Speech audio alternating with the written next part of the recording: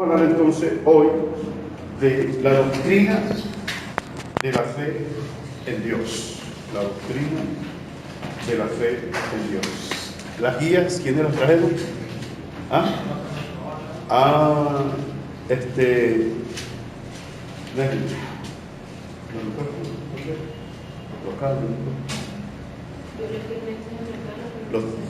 ¿Tú los traíste por casualidad? Los cables, los micrófonos. ¿Tú no traíste nada, Omar?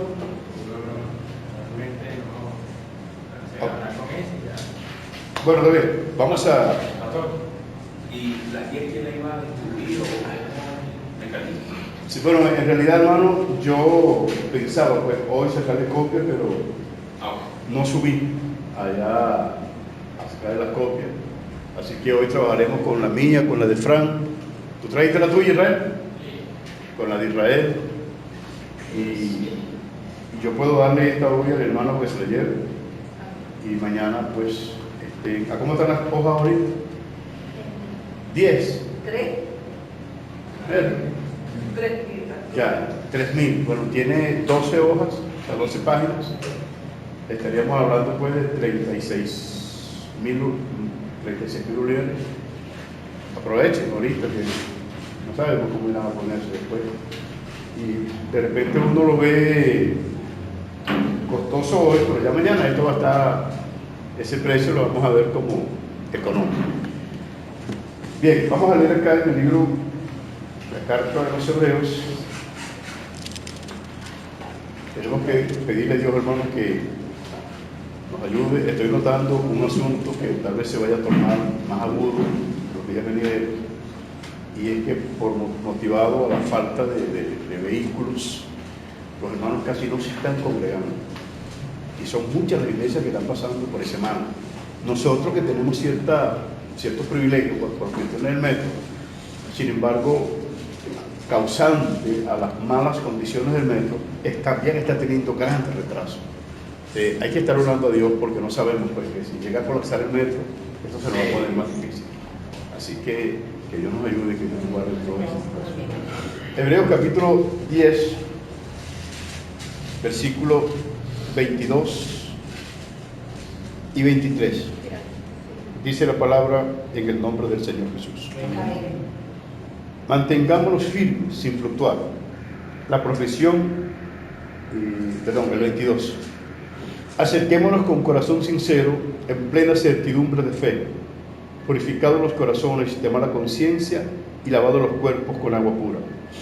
Mantengámonos firmes sin fluctuar la profesión de nuestra esperanza, porque fiel es el que prometió.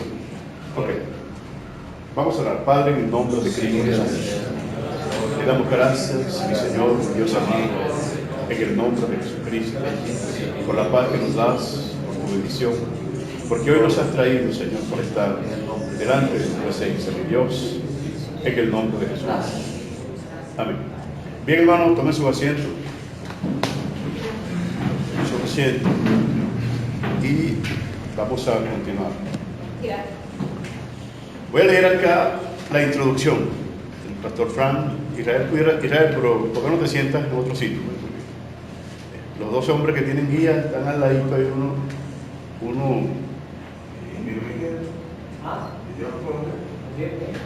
¿Y por qué tú lo dices aquí, pues? Ya. Siéntate al ladito. Aquí no pegue. Ahora le va a quitar la Biblia al hombre. Bueno, sí. Este es tan complicado. Ok, voy a leer un poquito la introducción para dar inicio pues al tema. El estudio de la fe en Dios tal vez sea uno de los factores de mayor importancia dentro de las doctrinas cristianas. Lo cierto es que la fe, de manera que por lo general se concibe en la iglesia, pareciera que está cada día más alejada de la realidad de Dios. El asunto de la fe en Dios no es otra cosa sino estar seguro de que Dios es la existencia real y que sus promesas son fieles y verdaderas. Es necesario, en el curso de esta investigación, conducir a los alumnos al encuentro con lo que Dios promete de su voluntad, para que por medio de la fe podamos aceptar la promesa que de Dios se recibe y que por medio de ella podamos amar a un ser invisible, tanto a nuestra vista como a nuestro intelecto. No es posible la fe si primero no hubiese la promesa. Es pues la fe el resultado de la promesa. Así pues, que para que la fe sea hecha manifiesta, es necesario que antes de ella la promesa sea dada por Dios. Diríamos a esto que sin una promesa cierta, la fe sería inoperante, y toda fe que parte sin la promesa, la tal fe es mala. Hebreos capítulo 10, versículo 20. Muy bien. Enfocando esta visión, amados hermanos, de lo que es la fe, en este caso, lo que el escritor a los Hebreos llama la fe en Dios. Está ahí en el capítulo 6 de los Hebreos, versículo 1, donde el escritor a los Hebreos está hablando de 6 doctrinas fundamentales. Ya hablamos de la primera doctrina fundamental, que es, ¿cuál es? El arrepentimiento de obras muertas. Ya hablamos de ese tema y hoy hablaremos entonces con la otra doctrina, que es la fe en Dios. Después de esta doctrina nos quedarían 4 doctrinas más que son necesarios que se vean, y lo digo necesario en el caso de que estas doctrinas son para no creyentes, no convertidos. Lamentablemente, como decía acá, no se maneja a la luz de la Escritura. ¿Por qué? Porque por lo general, hermano, la fe que se conoce en la mayoría de las iglesias no se desprende de la promesa de Dios. Su origen no es la promesa de Dios. Por lo general, el origen es la concepción humana de que por ser hijo de Dios tenemos derecho a alcanzar todo lo que pidamos. Craso error, grave error. Hoy, por ejemplo, yo fui a visitar a un hermano y en ese momento que entré a su casa, estaban hablando precisamente de la fe en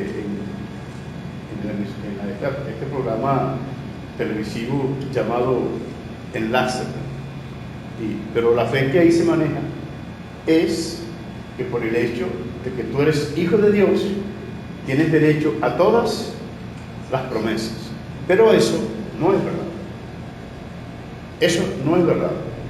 Las cosas que Dios te da, no te las da porque tú se las pides, o por el hecho, solamente el hecho de que tengas fe. La fe debe tener un patrón y debe tener un origen, una base. Si yo voy, por decir algo, como yo conversaba con la hermana Nessie el domingo, y yo le decía, si a ti te dicen que vayas a Mezuca, que te están guardando 3 harina pan, 3 kilos de harina pan, tu fe parte de esa promesa.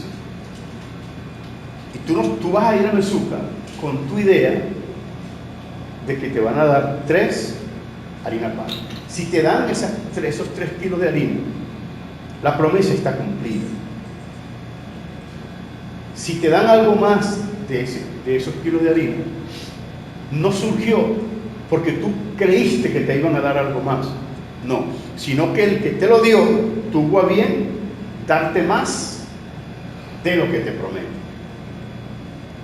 Pero ahora, si tú vas con la idea de que se te van a dar 3 kilos de harina, pero también se te van a dar 3 kilos de pasta, y también se te van a dar 3 kilos de arroz, por el simple hecho de que tú tienes fe, vas a sufrir muchos dolores, vas a tener muchas decepciones, porque cuando llegas allá solamente te dan 3 kilos de harina y tú dices, oye hermano, yo tenía fe de que también me dieras 3 kilos de arroz, y el que tú le digas así, él te diría, pero yo no te prometí arroz. ¿Se entiende lo que estoy hablando? La fe tiene un fundamento. ¿Y cuál es el fundamento de la fe? La promesa. No hay fe sin promesa. Y la fe que existe sin promesa es una mala fe. Y se presta para muchas cosas distintas a lo que Dios dice. Por eso es que tú ves que un hermano llega a una casa y cualquier cosa que ve se antoja por fe. Eso es codicia, hermano Dios. Eso es codicia, y se lo digo de esta manera, eso es del diablo.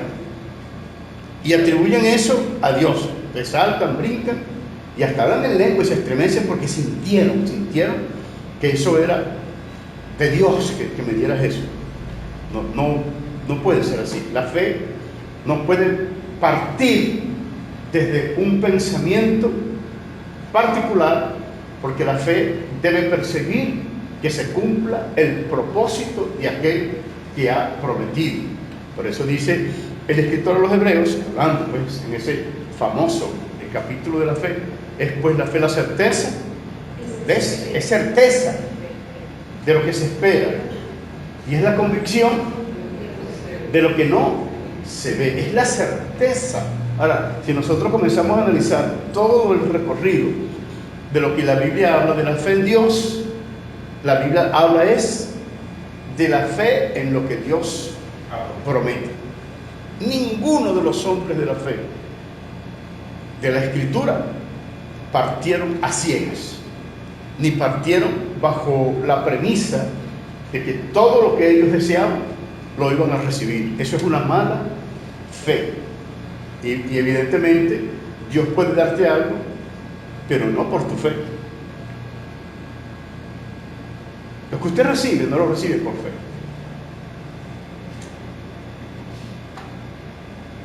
Y se lo puedo decir, hermano, ¿cuántos hombres no oran por fe? ¿Cuántas mujeres no oran por fe? Y hasta el día de hoy no han recibido nada, porque no están viviendo conforme a la promesa. Entonces, hay cosas elementales y hay cosas circunstanciales. Repito, hay cosas elementales que esas no van a cambiar. Brinque usted, brinque yo, salte, zapalatee, álese los moños, tírese por un barranco. Eso no va a cambiar. ¿Usted se imagina que Dios obrase solamente por lo que usted tiene fe? Que al mundo se hubiera acabado. Porque cada vez que usted ora con fe. Pero la gran mayoría de las oraciones que hace con fe es una fe infundada. No en lo que Dios promete, sino en lo que usted quiere. Y si Dios nos da todo lo que queremos, créanme que ya el mundo se hubiese acabado. Porque la gran mayoría de las cosas que queremos no las necesitamos. Y a veces las que necesitamos no las queremos. Y eso nos confunde al punto que es mejor saber cuál es la voluntad del que me llama, cuál es la voluntad del que promete, y saber qué es lo que promete para yo saber a qué atender. Vea este asunto. Vea este asunto.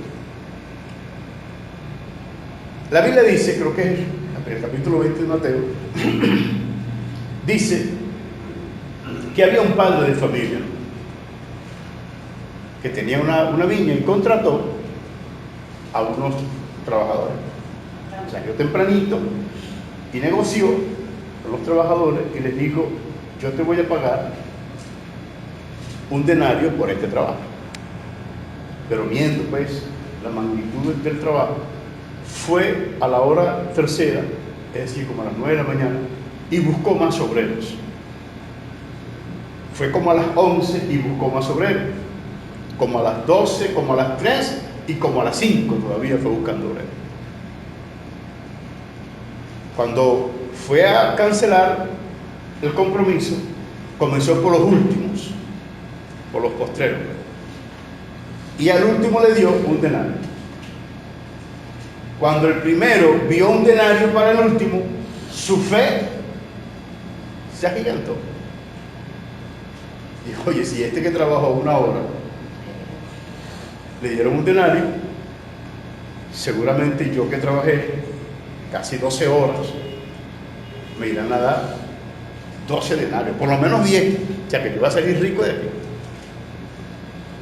Bueno, resulta que el Señor le dio un denario al que llegó de último, un denario al que llegó de penúltimo, un denario que llegó antes de penúltimo, y así fue dándole hasta que llegó al primerito y le dio un denario también. Ya cuando, yo me supongo que cuando va por la mitad, Ya el primero ya está como un sapo picado de gallina, bien bravo. Bien bravo. De modo, hermano, que no aguantó. Y en el momento que se le va a cancelar, se molestó. Le digo, oye, vale, pero yo aguanté la carga del sol. Yo trabajé tanto, que trabajé aquí. Es injusto que tú me dejes a mí también un denario y a este que llegó frescolista y también le diste un denario. Eso es injusto.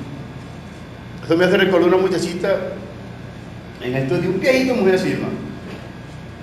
Yo fui y este momentico que llegué, me dice la hermana, hermano pastor, ¿va a comer? Yo dije, ¿cómo no? Pero parece que la comida no alcanzaba para mí, hermano. Entonces sacaron un poquito de arroz y me dieron un huevito. Un huevo ahorita es luz. Y estaba un muchachito ahí, hermano, más antojoso. Y comenzó con los de río, que él quería huevo. Y yo le dije, irá a comer de otro, del mío no va a comer. Y la muchachita es del viejito, mujer así. Dice, no es justo. Y yo dije, ¿qué no es justo? Que le den huevo al pastor y a nosotros no. Y yo le dije, para ti te dieron pollo. Sí, pero lo justo es que a los niños le den huevo, ¿ves? Y yo le dije así, ¿qué sabes tú de lo que es justo, muchacho? Y tú no trabajas, y tú no sabes de dónde te sale la comida. Es justo que otros niños estén buscando comida en la basura y que tú estés comiendo aquí y peleando porque te dan pollo y no huevos. ¿Ah? Es justo que tú te vengas de tu casa lagañosa todavía, que ni siquiera te has lavado para que vengas a comer y ya la comida está servida, mientras hay tantos niños para ir en la madrugada parando a saber qué consiguen. ¿Ah? Es justo que tú estés aquí tranquilamente sentado en una mesa cuando hay tantos niños tirados en la calle que no tienen qué comer. ¿O tú entiendes lo que es justicia? Debajo de la cabecita. Que dijiste mujer diciéndome que no es justo, pero. Y es impresionante, hermano. ¿Ah? Y la mamá dijo, ¿estás escuchando, no? ¿Estás escuchando, no? Yo digo, claro, tengo que decirlo yo, como tú no se lo viste, tengo que decirlo yo. Pues fíjate, viene un hijo a decirle al papá o a la mamá que no es justo lo que está haciendo. Se convierten en jueces, hermano, de chiquitico. Este hombre se convirtió en un juez. Y para muchos, tal vez tiene razón. Y hay hermanos que me lo han dicho, no, pero que yo siempre tenías razón, pero ¿cómo has tenido razón, ¿vale? ¿Cuál fue el negocio? Un denario. ¿Él le dio menos de lo que le prometió? No. Eso es lo que pasa cuando usted y yo pedimos más de lo que se nos ha prometido, hermano. Entonces usted ve montones de hombres y mujeres que pasan con un sobre y en el sobre le meten un papelito para que le haga una oración. Hermano, pero cuando yo metí el papelito y Dios no me sanó, porque hermano, que Dios no tenía por qué sanarte, no hizo negocio contigo. Quien hizo negocio con usted fue el predicador. Vaya y dígale a él que no se sanó el enfermo, porque usted pagó para eso y él no le sanó el enfermo, porque yo considero una aberración, hermano, una aberración de que un predicador tenga que pedir, ofrecer, hacer una oración y vender esa oración. A mi juicio es una aberración. Y el que paga es un estúpido, es un necio, porque así no trabaja la obra de Dios, y así no es la fe. La fe es la promesa que Dios te ha dado. Ahora, ¿qué dice el apóstol Pablo con relación a esto? Dice que la palabra de Dios es fiel, es verdadera y es digna de ser recibida por todos. Confíe en lo que Dios le promete. No confíe en lo que los hombres le prometen. Porque a veces yo como predicador estoy haciendo promesas que no puedo cumplir. Yo voy a orar por un enfermo. Hermano, ore con él, por él, con fe. Sí, pero es que yo puedo tener mucha fe, pero si no es la voluntad de Dios, no se va a sanar. ¿O será que mi fe puede hacer que Dios deje de ser Dios? ¿Será que mi fe puede hacer que Dios deje de ser lo que Él es? Entonces la fe aislada de Dios no funciona. Y si funciona, es una mala fe. Nunca confíe en lo que Dios no le ha prometido. Y por eso el milagro de creer en Dios a través de la fe, porque la fe es la exigencia más elevada, más alta que Dios puede pedirle al hombre. Montones de ministerios comenzaron y no terminaron, porque su fe fue infundada en lo que ellos querían, en lo que ellos pensaban, y no fue fundada en la promesa que Dios daba. Yo estoy seguro que Dios me llamó a esto, hermano. Los años me han dado la razón. Están las evidencias. Y vuelvo y digo, como ya se los he dicho muchas veces, mi fe no consiste en que yo salga de mi casa y la nevera esté vacía y que cuando llegue está llena. Y estoy seguro que si yo salgo y la nevera está vacía y cuando llegue, si está llena, no fue mi fe que la llenó, fue la gracia de Dios. Ahora, ¿en qué consiste mi fe? En que al yo regresar, si está llena, yo debo alegrarme, pero si está vacía, también debo mantener el contentamiento y debo continuar, porque lo que Dios me prometió sobrepasa a una nevera llena. Lo que Dios me prometió sobrepasa a una casa bonita. Lo que Dios me ha prometido sobrepasa a un carro. Y es evidente, como lo dice el libro de Hebreo, es la certeza de lo que se espera y es la convicción.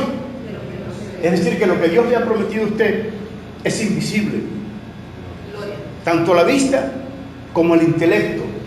Y dice el apóstol Pablo que ni siquiera ha subido al corazón del hombre lo que Dios tiene preparado para aquellos que le aman. Por eso es invisible al intelecto.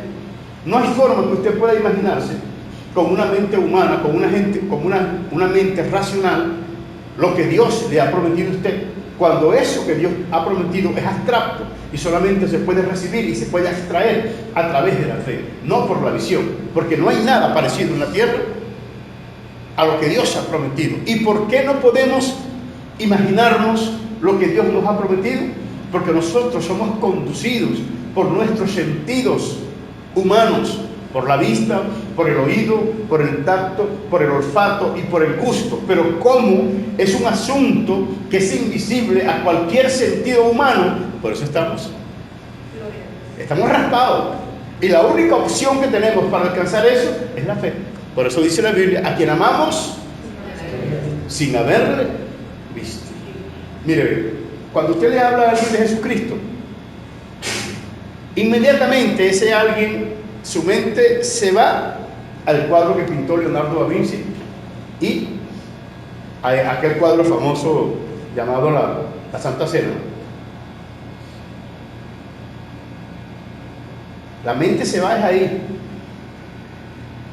Ahora, los hombres que no vieron el rostro de Jesucristo, pero que tampoco vieron el cuadro pintado por Leonardo da Vinci, ellos no podían ser sugestionados, no podían ser inducidos por una imagen. ¿Por qué? Porque ellos tenían una mayor fe en el sentido de que se arrodillaban y cuando querían clamar a Dios en su mente no había un rostro. Usted no, hermano.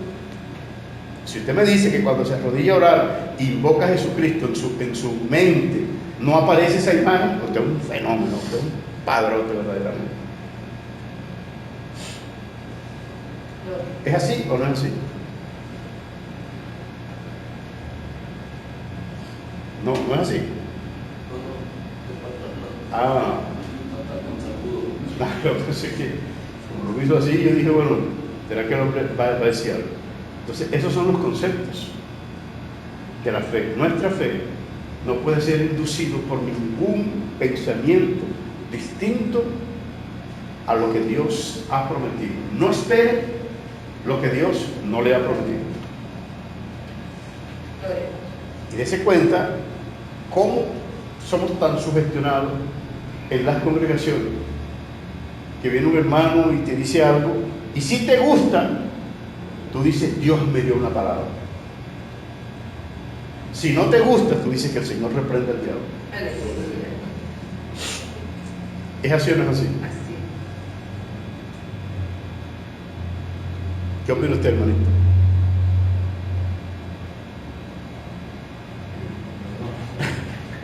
No va a opinar. Dañamos la fe, hermano. O tal vez no a la fe. Dañamos el concepto de lo que es la fe. Personas que salieron por un camino por fe. No, yo voy por fe. Pero Dios te mandó, no, pero yo voy por fe. Ahora, hay cosas que son generales, como les dije ahora, cosas que son elementales y otras que son circunstanciales. Dice la Biblia que vayas por todo el mundo a predicar el evangelio, ¿sí o no?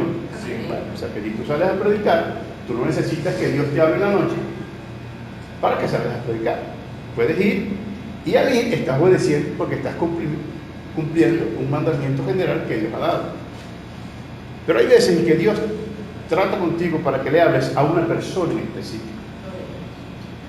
Y te mueves a un sitio y vas ahí y aún no has llegado cuando ya Dios se está moviendo. No fue eso lo que pasó con Pedro, hermano. Dios le dijo a Pedro, vayan por todo el mundo, pero ellos entendieron todo el mundo, las fronteras judías solamente. Y Dios le dijo, bueno, no han entendido, así que voy a hacérselos entender de otra manera. El Señor trató con él, llegaron los ángeles, hablaron con Cornelio. Cornelio mandó a sus siervos a buscar a Pedro. Y cuando Pedro, los hombres, ya antes de hablarle a Pedro, el ángel también le dijo a Pedro, mira, te van a venir buscando unos hombres. No dudes en ir. Pedro no iba a ir. No iba a ir porque era casa de un gentil. Y judío y gentil no se trata. Pedro no iba a ir. Dios tuvo que mover todo un aparataje para que ese hombre pudiera obedecer. Claro, ellos estaban incipientes en una doctrina, estaban aprendiendo todavía, como estamos nosotros, que nunca dejamos de aprender. Estamos en un proceso de aprendizaje, pero ellos todavía no tenían una plataforma. Ahora, ellos a nosotros sí nos dejaron una plataforma donde nosotros podemos pararnos y hablar con un poco más de firmeza, de equidad de lo que estamos diciendo, no por lo que nosotros sabemos, sino porque lo que Dios le enseñó a ellos. Pedro aún estaba incipiente, él iba a decir que no y tenía razón de decir que no. Y digo razón no porque Dios esté equivocado, sino en el sentido de que su conocimiento previo a esta innovación del Evangelio lo estaba confrontando, pues. Entonces Dios tuvo que manifestarse. ¿Qué sucede? Que cuando Pedro ya llega donde está Cornelio, ya todo está preparado. Él no tuvo que preparar nada. Pedro tuvo fe y fue. Ahora, no solamente Pedro tuvo fe, Cornelio también tuvo fe. ¿Por qué yo digo que Cornelio tuvo fe? Bueno, porque Cornelio también sabía, por tener ya un tiempo, y dice la Biblia que Cornelio hacía limosnas y oraciones. Probablemente Cornelio era un romano, un judío prosélito, ya se había convertido al judaísmo, pero aunque era convertido al judaísmo, seguía siendo gentil y Pedro no iba a entrar a la casa de él, y tal vez Cornelio lo sabía, probablemente. Lo digo porque el conocimiento que ya él tenía de la religión judía. El hecho de que él haya mandado a buscar a Pedro es un acto de fe. Y el hecho de que cuando Pedro llegara, ya ahí había muchas personas, quiere decir que Cornelio creyó que Pedro iba a venir. Pero ¿bajo qué concepto Cornelio creyó? Bajo el concepto de una promesa. Fe sin promesa no funciona. Y si funciona, funciona mal. Eso no quiere decir, hermano, que usted no pueda tener fe en algo que no le han prometido. Puede tenerlo, pero créame, eso es esperanza. Eso es solo esperanza. No hay garantía de que eso suceda. Si sucede, bien. Y si no sucede, no sufras, porque Dios no le ha prometido eso. ¿Alguien quiere decir algo? ¿Nadie quiere decir nada? Muy bien. La exigencia más grande y sublime que Dios hace al hombre es creer. Y a tales efectos, Dios ha producido en el hombre la fe, para que efectivamente pueda el hombre creer. Y no solo creer, sino que debe creer que hay Dios. Como lo dijo Anselmo de Canterbury, Dios es el más alto pensamiento que el hombre pueda pensar. La fe es un producto que procede del oír y creer en lo que Dios ha dicho. La fe es por... ¿Cómo entendemos esto, hermano? Si la fe es por el oír, aunque ya esto es una fe de salvación, esto es una fe ya para los inconversos, distinta a la fe que es para nosotros, porque ya nosotros creímos. Pero si la fe es por el oír, eso nos indica que en el oír hay promesa. O sea, oír es al que habla, y en este caso, al que promete. Como dice el apóstol Pablo cuando escribe el Romano, esta es la palabra de fe que predicamos. ¿En qué consiste la palabra de fe que predicamos? Que si creyeres que Jesucristo es el Señor, no, que si confesares con tus labios que Jesucristo es el Señor y creyeres en tu corazón que Dios lo levantó de los muertos, serás salvo. Aquí tenemos conflicto. Nosotros, nuestro sentimiento añadió a eso un poco. La persona que nunca ha querido oír de Dios, que nunca ha querido hablar de Dios, entonces en el momento que se está muriendo no puede hablar. Usted le dice, si me aprietas la mano es porque estás aceptando al Señor. Si no me le aprietas es porque no estás aceptando. Yo no voy a entrar en discutir eso, hermano. No voy a entrar a discutir eso. Pero yo dudo eso. Yo dudo que esa persona se salve de esa manera. La Biblia es clara al decir que si confesares. Tuviste tiempo de confesar. Pero vamos a suponer que esa palabra confesar sea retórica. Vamos a suponer que la palabra confesar sea retórica. Pero ¿qué persona que se está muriendo y le preguntan y le dicen que se va a ir al infierno y que si se quiere salvar en ese momento aceptando a Cristo, solamente con el hecho de confesarlo, ¿qué cree usted? ¿Lo confesaría o no lo confesaría? Ahora, ¿hay garantía de que se salve? No. Hay esperanza. Hay esperanza, pero no garantía. Ya lo voy a preparar, hermano Cristo. Ahí hay esperanza, pero no garantía. Ahora, yo puedo estar garantizado, hermano, de su salvación. Y no por el tiempo que tenga aquí, sino por el fruto que usted puede dar como evidencia de que no ha perdido su tiempo en el Señor. Y es posible que alguien como aquel que muchos sacan eso, ¿no? Como aquel hombre que estaba en la cruz, en un momento dado confesó al Señor. Pero pregunto, el Señor le dijo que lo confesara.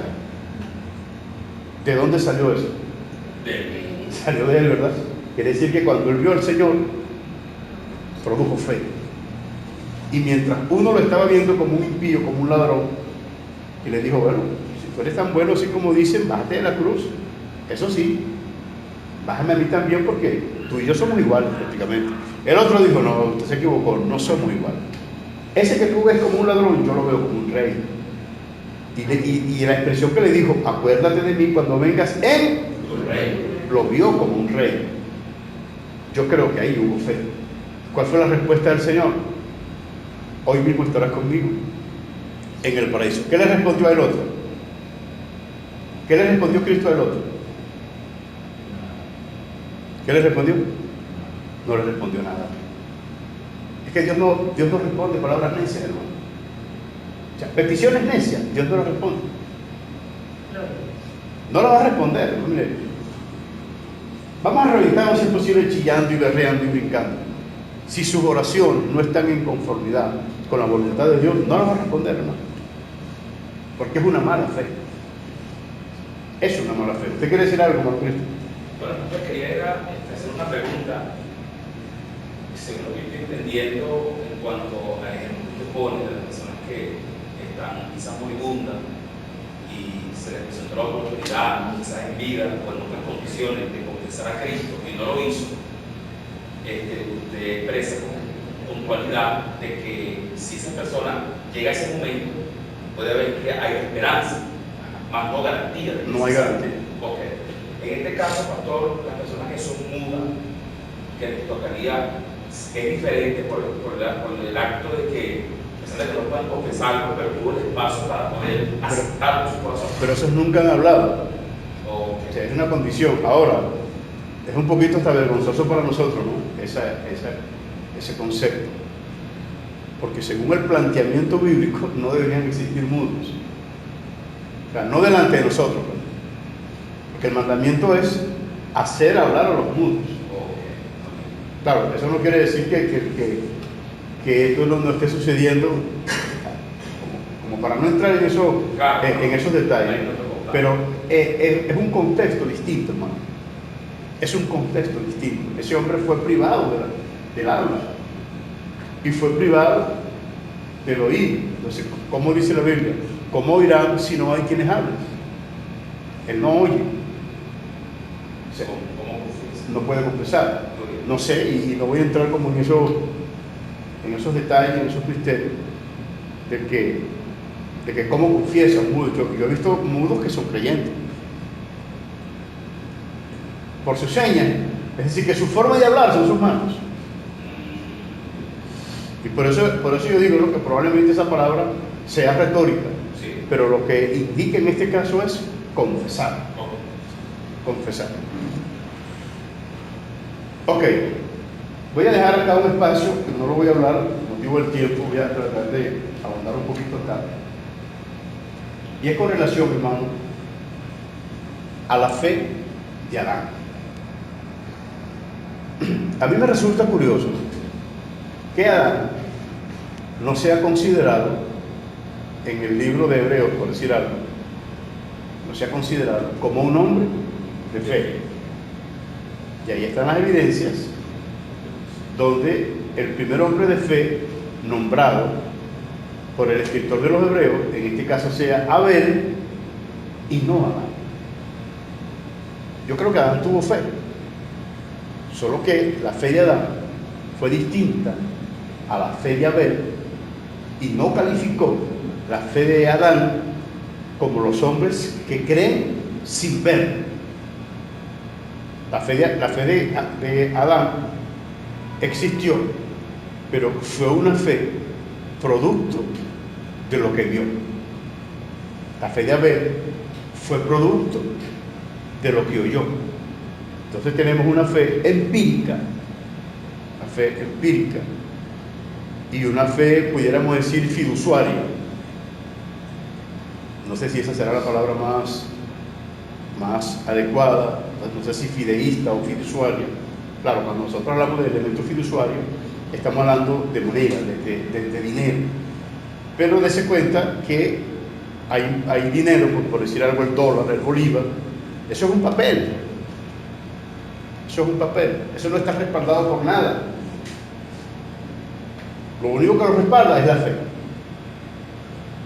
La fe de que el compromiso se va a cumplir. O sea, que tú das un billete de $100, eso es un papel, pero es una fe respaldada bajo una promesa de pago. O sea, si usted tiene tanta fe así que lo que usted quiere, bueno, pero agarre un poco de papel de esto y píquelo y vaya a comprar por la bodega.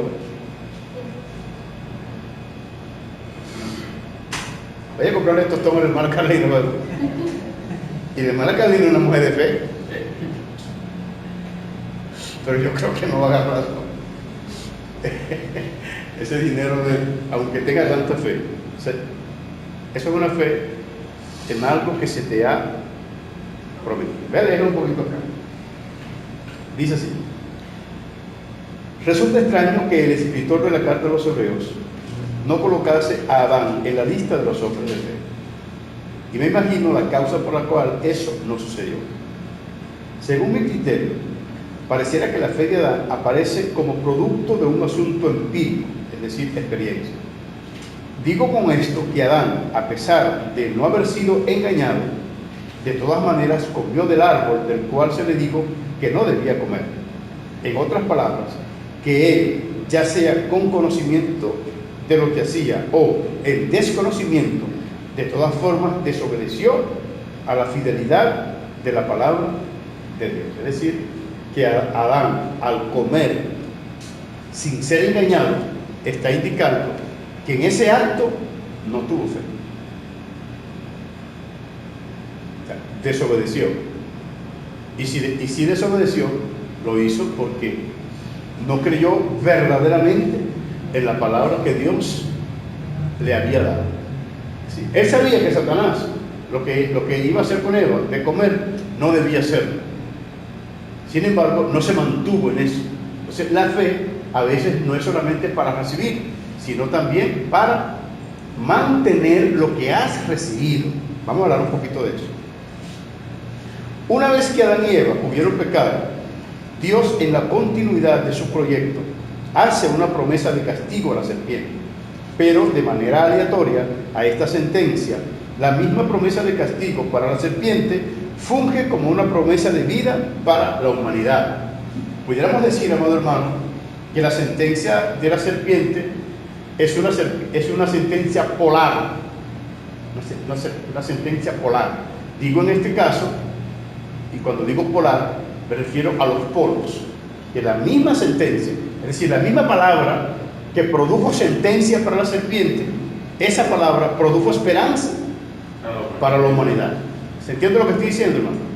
Una misma palabra se convirtió en un efecto polar, como el asunto que estamos pasando hoy en Venezuela. La crisis venezolana es una crisis polar, en el sentido de que esta crisis está llevando a que algunos sean más pobres, pero a la misma vez está llevando a que otros se hayan enriquecido mucho más. Un mismo elemento produce dos efectos distintos. Esto sucede aquí, que la misma palabra que sirvió para darle sentencia a la mujer, a la serpiente, funge para darle esperanza a la humanidad. Una misma palabra. Adán entendió el proyecto de salvación de Dios hacia el hombre, en el cual ahora dependía la acción de Dios en el vientre de la mujer. Es decir, que la salvación de la humanidad estaría vinculada al hijo que nacería del vientre de la mujer. La fe de Adán en relación a esta promesa, vean, la fe de Adán surge ahora es de la promesa, de la palabra que Dios le dijo a la mujer o a la serpiente, de que del vientre de la mujer nacería un hijo que daría muerte a la serpiente.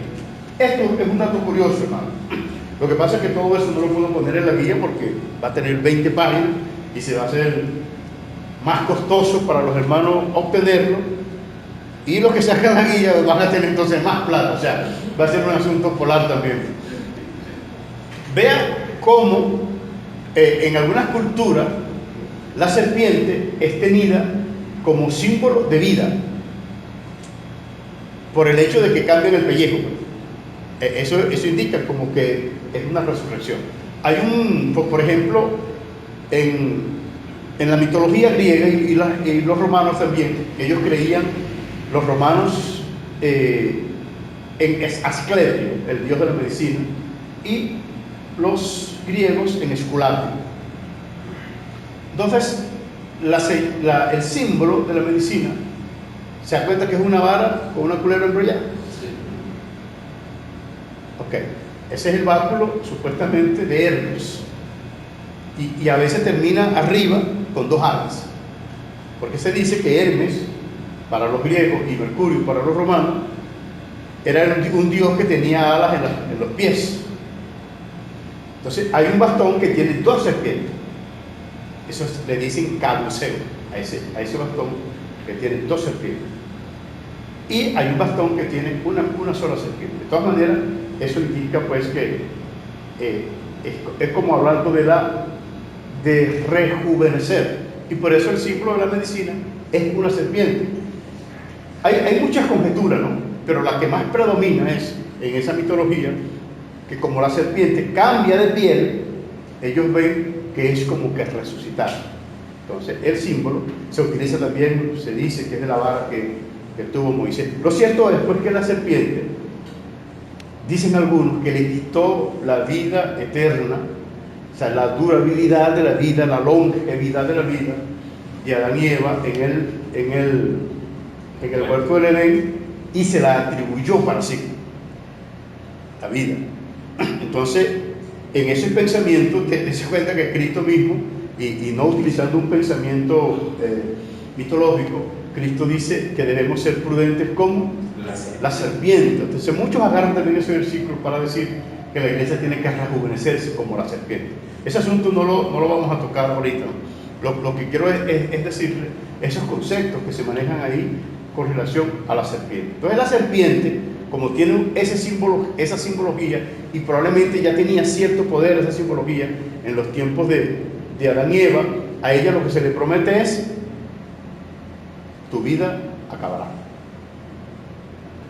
O sea, esa vida que pierde Adán y Eva, que iba a ser continuo, no sabemos hasta qué punto, y que algunos antiguos creen que la asume entonces la serpiente, igual como ellos la asuman, el pensamiento de Dios es: el hijo de la mujer te dará muerte. Ahí surge la fe de Adán. ¿Y cómo yo puedo entender que surge la fe de Adán? Por el oír. El oír esas promesas. Ahí vemos ya el fundamento de la promesa. ¿Cómo? Pero imagínense que cuando Dios le dice a Adán que que el hijo de la mujer le daría muerte a la serpiente, lo que hizo Adán inmediatamente después de eso fue cambiarle el nombre a la mujer. O sea, se lo cambió, fue por fe. Y vea la expresión que dice: porque ella era la madre de todos los vivientes. Algunas personas dicen, entonces quiere decir que ya Adán y Eva tenían hijos. No, pero lo que pasa es que ya él está viendo como consumado, como un hecho concluido, que en Eva habría la vida de los vivientes, y no solamente la vida física, sino también la vida espiritual. ¿Cómo se llamaba Eva antes de llamarse Eva? Adán. ¿Qué simbólico? ¿Cuál es el significado de la palabra Adán? Hombre. Y el significado de la palabra Eva es vida. Entonces Adán entendió perfectamente y dijo: no, ya la vida no proviene ahora del hombre, ahora proviene de la mujer. Es decir, la mujer tendrá un hijo sin la intervención del hombre. Él entendió el proyecto de salvación. Eso se llama, eso es fe. Pero ya en una fe producto de la experiencia, ya una fe empírica, o sea, distinta a la de Abel. Abel no necesitó experiencia. Abel solamente oyó lo que le dijo el hombre de experiencia. Porque ¿qué era más fácil? ¿Creer lo que decía Dios directamente o creer lo que el hombre decía que decía Dios?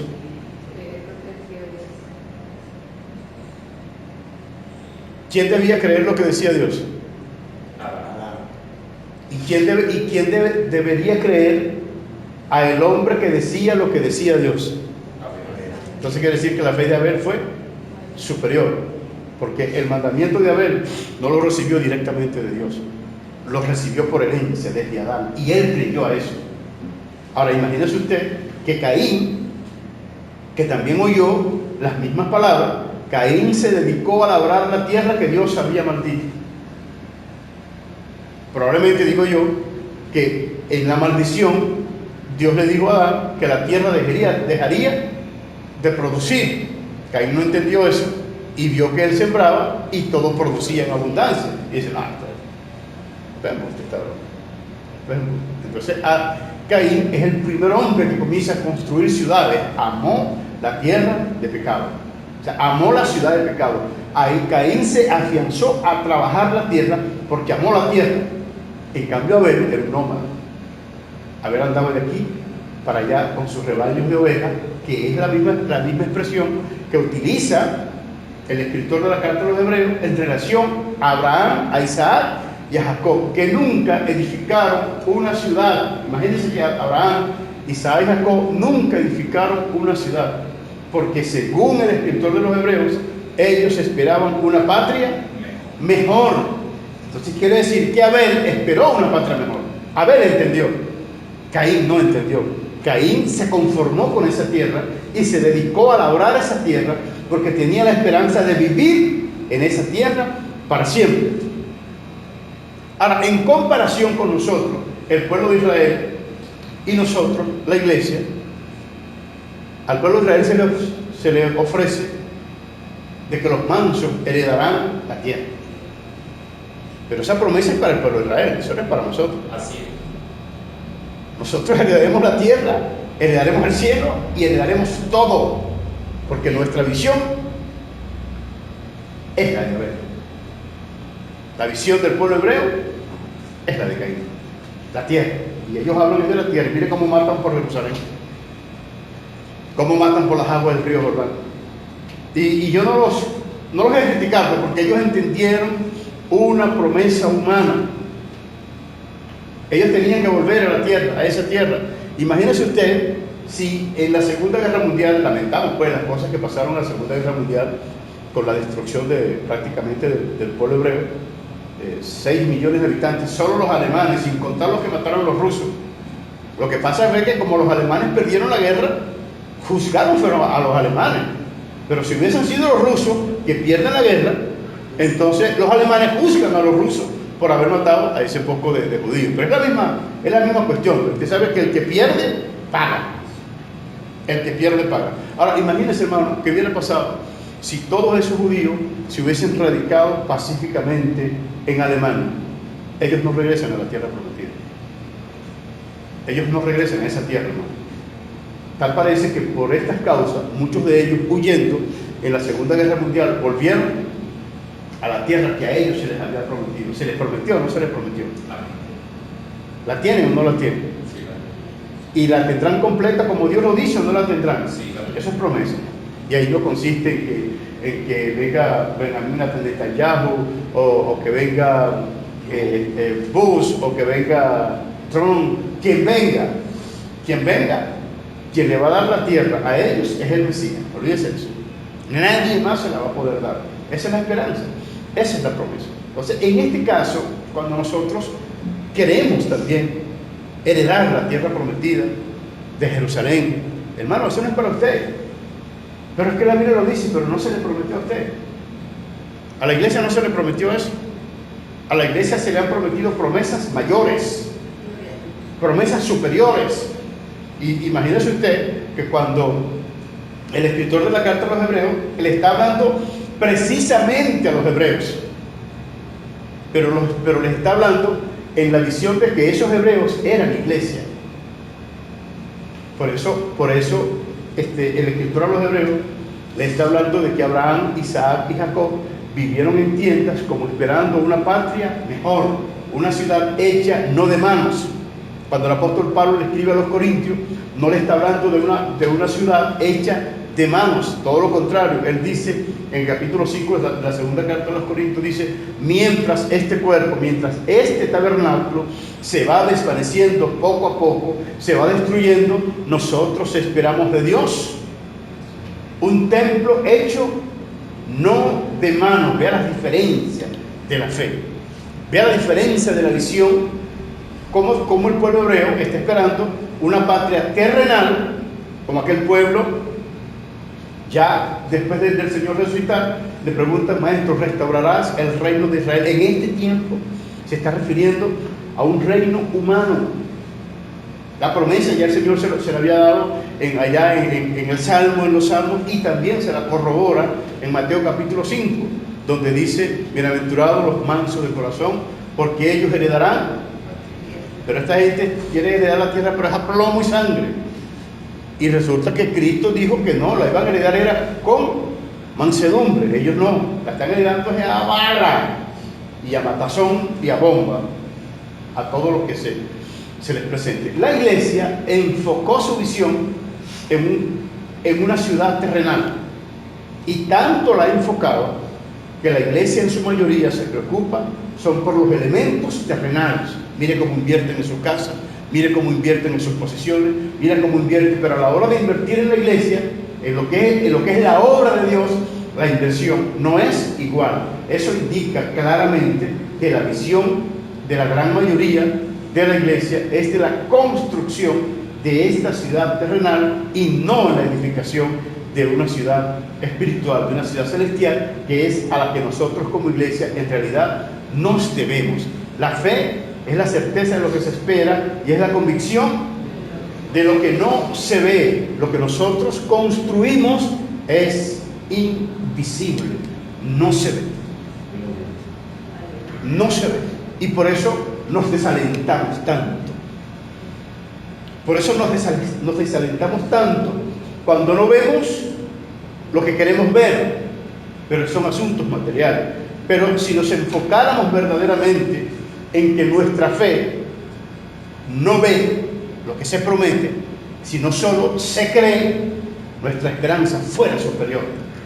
Porque sabemos que esto que vemos no es. Y digo que no es porque lo vemos. No es, esto no es. Todo lo que puedes ver, eso no es. Lo que es invisible. Es invisible, no puede ser construido por mano de hombre, no puede ser visto por ojos humanos, entre tanto estemos acá y no seamos transformados. Entonces, ¿en qué consiste el asunto? Bueno, la fe de Adán, existió una fe, pero ya una fe en segundo grado, una fe empírica, una fe producto de lo que sucede y no producto de lo que Dios dice en primer lugar. Él no creyó de la manera que creyó Abel. Creyó Adán, creyó, pero no creyó a la manera que creyó Abel. Abel no necesitó que Dios le dijera las cosas 2 veces. Adán sí. ¿Alguien quiere decir algo?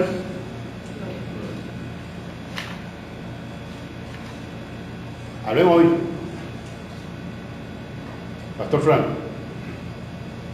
Entonces aquí, anoche yo estaba leyendo la guerra. Y así me recae esta lista sobre la obediencia de Abel a creer a Adán y Caín, la actitud de Caín. De ellos dos. Sí, inclusive Caín agarró el fruto de la tierra y se lo llevó, fue la ofrenda que llevó, como demostrándole, diciéndole a Dios, mira, tú dijiste que la tierra estaba maldita, pero aquí tenemos fruto. Aquí está. Es como un acto de desobediencia, a no creer. Y bueno, y verdad, pero me llamó mucho la atención que a veces nosotros verdaderamente tenemos como una actitud de Caín, construir, amamos. O sea que probablemente la ofrenda de Caín sea producto de rebeldía, más bien. Sí, yo lo veo de esa manera, pues, porque, oye, si Dios está diciendo que la tierra está maldita, ¿cómo yo le voy a llevar algo de que ya Dios maldijo? Y yo dije, oye, me impactó pues, esa parte verdaderamente, que a veces nosotros tenemos como algunas de esas actitudes, porque amamos esta tierra, verdaderamente construimos, no teniendo una esperanza de que algún día eso va a desaparecer. Y es la evidencia que muchas personas, aún cristianos, se están viendo fuera del país, porque no les gusta padecer y están buscando un nuevo parecer, un nuevo horizonte para atraer, para estar cómodos. Yo lo veo de esa manera. Pues. Sí. Hermano Cristian. Pastor, quisiera leer el texto rapidito. En el libro de Colosenses, capítulo 3, versículo 5. No, Colosenses 3:1 dice: si pues habéis resucitado con Cristo, buscad las cosas de arriba donde está Cristo, sentado a la diestra de Dios. Poned la mira en las cosas de arriba, no en las de la tierra. En la ciudad celestial. Muy bien, llama la atención esa expresión que usted dijo al final, o hace ratito, que lo que vemos no es, más lo que no vemos, eso es. Y yo veo que naturalmente nosotros nos gusta ver, ¿sabes? Naturalmente lo que nos gusta ver, la mejoría de su casa, la mejoría de su vida, ¿sabes? La naturaleza humana, hablando en términos quizás general, está diseñada o no diseñada, sino que le gusta ver la prosperidad o ver lo que él está haciendo o sus logros, le gusta ver. La Biblia dice en el libro de 2 Corintios, versículo 7, porque por fe andamos, no por vista. Entonces veo que realmente hay una intención en Dios en que nosotros podamos tratar de desviar esta mirada, porque el Pablo dice aquí, poner la mira en las cosas de arriba, donde está Cristo, no en las de la tierra. Volvemos al punto que usted viene señalando sobre lo que realmente Dios ha establecido sobre lo que pasa en la tierra está maldita. Todo lo que hay en la tierra, por muy bello que veamos, no es. Y perecerá. Perecerá. Todo lo que veamos bello, o lo que pensemos, o que pongamos nuestra esperanza, como muchos, lamentablemente, como dice el hermano Pastor Frank, están yendo de Venezuela, quieren graduarse, ¿saben? Ellos están viendo lo que no es. Y el llamado que Dios está haciendo por la fe es a poner esperanza en lo que no se ve, a fin de que podamos realmente hacer tesoros del cielo, donde ya sabemos cuál es el resultado final. Ahora, hermano, no les digo con esto que usted no puede sembrar la tierra. No, siémbrela para sustentarse mientras está aquí. Pero tenga la claridad que eso no es. En una oportunidad, un hermano me dice a mí así: hermano, ¿yo puedo comer morcilla? Y yo le dije: ¿qué dice la Biblia? Bueno, la Biblia dice que no coma sangre. Y yo le dije que eso no es suficiente. Sí, pero la Biblia también dice, o sea, que ya él tenía su respuesta. La Biblia también dice que todo por lo que oremos y demos gracias podemos participar de ello. Y yo le dije: o sea, tú vas a bendecir lo que Dios maldijo. ¿Cómo tomaría Dios que tú le lleves y le presentes a Él para que lo bendiga lo que Él ya maldijo? Entonces él me quedó mirando así: oye, hermano. Digo: sí, porque el asunto es eso, hermano, pero si yo tengo fe, esa fe es infundada, no sirve. Ahora, decirle a alguien que la fe de él no sirve, caramba, es capaz que te quiten la vida ahí. Porque nos sentimos agraviados y ofendidos que alguien me diga: su fe no sirve, no funciona.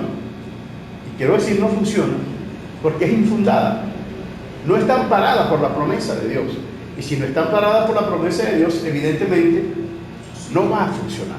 Eso es como que usted le diga a un hijo suyo: no me traigas tal cosa. Y entonces que usted venga y se lo trae: bueno, papá, aquí está, si te gustó lo agarra y si no te gustó también. ¿Cómo tomaríamos eso? Y no solamente desobediencia, es rebeldía. No solamente es desobediencia, es acompañada por rebeldía. Como yo conversaba con el hermano Alexis aquí, con relación al conocimiento, el conocimiento es creciente. Probablemente algunas cosas que yo haya dicho antes, que tenga que retractarme de ellas. Debo tener la suficiente madurez para decir: yo no me equivoqué. No fui yo quien lo dijo, fue mi ignorancia quien lo dijo. O sea, lo dije como producto de la ignorancia. Perdóneme por dejarme acompañar en aquella oportunidad por la ignorancia. Entonces, perdónenme a mí, cúlpela a ella, que ella fue lo que lo dijo. La ignorancia fue lo que dijo eso. ¿Por qué yo le digo esto? Yo me pongo a analizar y yo digo, en términos humanos, la ofrenda no fue mala. No fue mala, porque la Biblia dice que la de Abel fue más excelente. Exacto. Pero ¿qué dice la Biblia? Que vio Dios a Caín y a su ofrenda. Es decir, que Caín se presentó primero a él. Caín primero presentó su rebeldía. Primero presentó su propósito, su causa. Su obstinación. Sí, ya su causa estaba perdida. Ya su causa estaba perdida. Porque yo me considero que ellos hablaron, según el hermano Abner Soledad, él dice que Abel era profeta. Porque Dios lo incluyó, Jesucristo lo incluyó cuando dijo que se vengaría la sangre de los profetas, desde la sangre de Abel hasta la sangre de Zacarías y de Berequías. Entonces él dice: si el Señor Jesucristo está diciendo que sería vengada la sangre de los profetas y mete a Abel en el número 1, yo deduzco que Abel era profeta. Yo lo entiendo así. Si Abel era profeta, seguramente, hermano, si era profeta, profetizó. Y tal vez le digo a Caín: no presente su ofrenda. Es decir, que ya el ensañamiento de Caín no surgió en el momento de que Dios rechaza su ofrenda. No, ahí se exacerbó. Ya ese ensañamiento estaba. Ya Caín era enemigo de su hermano. Porque eso no fue de un día para otro. Lo que pasa es que nosotros leemos en 2 versículos, en 3 versículos nada más. Pero eso no fue de un día para otro. Y por eso yo digo que Abel sabía que al hacer esa ofrenda Dios la iba a aceptar, y al aceptarla Caín lo iba a matar. Abel iba con conocimiento de causa pero despreció su vida con tal de que su ofrenda fuese aceptada. De modo que Abel, en el día que presentó su ofrenda, no presentó una ofrenda, presentó dos. Presentó el cordero que llevó y se presentó él como ofrenda. Y dice la Biblia, y miró Dios con agrado a Abel y a su ofrenda.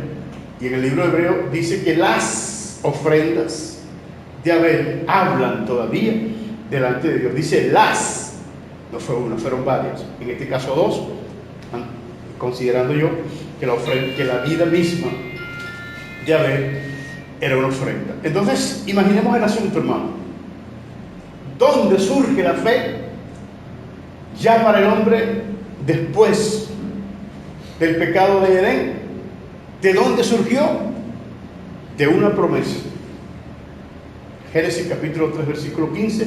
De ahí surgió la promesa. Pero esa promesa era un testimonio del nacimiento de Jesús.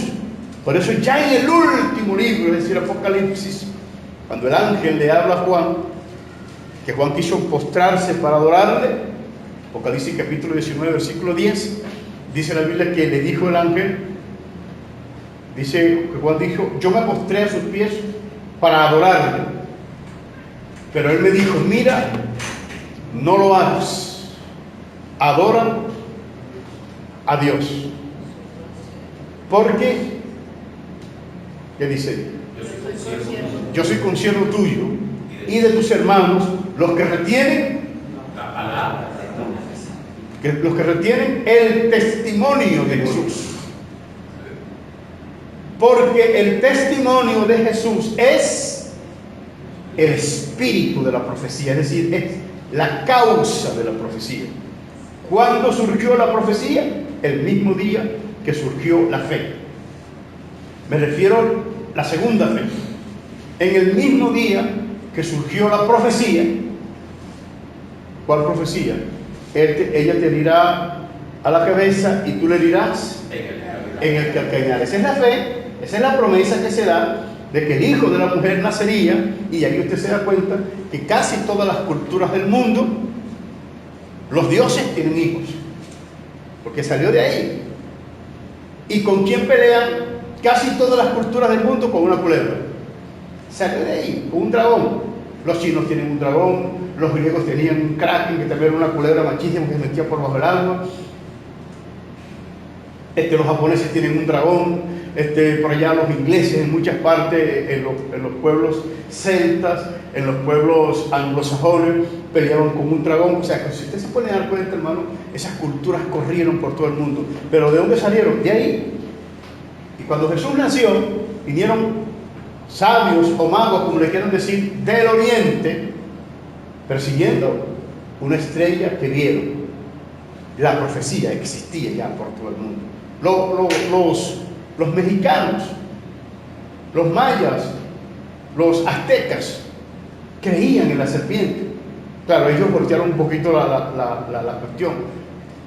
Los egipcios tenían a Isis, a Osiris, con un hijo llamado Horus, y así sucesivamente.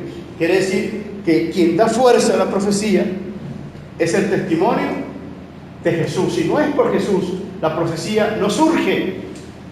Y esta profecía, precisamente, de la cual esperaba el pueblo hebreo, que ahora se estaba descarriando, por esa causa surge este libro a los hebreos para enseñar a esas personas que habían creído y que ahora se querían regresar, que en ese que él creyeron era ese el que se debía esperar, y se debía mantener con firmeza esa fe en esa esperanza en lo que Dios había prometido. Para concluir, amados hermanos, tenga esperanza por cualquier cosa, que no es malo, pero tenga fe solo en lo que Dios le ha prometido. ¿Te parece? Porque a veces disfrazamos ese asunto. Tenga esperanza en cualquier cosa, si usted quiere, pero para tener fe, solo tenga fe en lo que Dios ha prometido, ya sea en términos generales en la Escritura o en términos específicos, hablando personalmente con usted. Dios le dijo a Abraham que matara al hijo, y Abraham lo iba a matar. Pero Dios le había prometido que de ahí vendría la descendencia. Eso es fe. Usted no va a salir de loco a matar a un hijo porque Abraham iba a matar al hijo y Dios lo detuvo. No, si usted quiere matar a un hijo, Dios no se va a meter ahí. O que dice Jeremías e Isaías, aunque pases por las aguas, no te negarán, aunque pases por la candela, no te quemarán. Hermano, yo me voy a meter un candela, métase y usted va a salir de ahí vuelto chicharrón, si es que sabe. Porque Dios no le ha dicho que lo haga. Continuaremos más adelante, llevaremos la semana que viene de sacrificio de Abel. Abel en sus dos sacrificios, como Abel se entrega por fe. Muy bien.